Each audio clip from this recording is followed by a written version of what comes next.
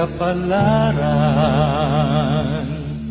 Muhadla lang sa atong dughan, magnguni lang nga dili mapapas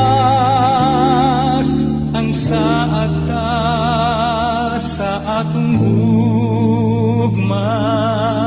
Bisan pa kung ang kangit-ngit muhabol sa duha ka kalangit,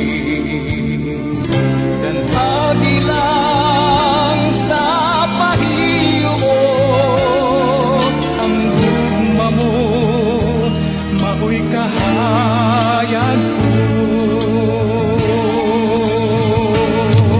Magkabunahan sa atong gugma, di matala giamuman,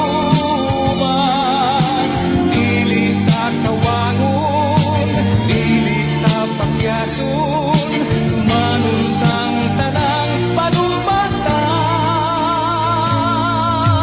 Bisan pa sa kamatayon, ang gugmata way kamatayon.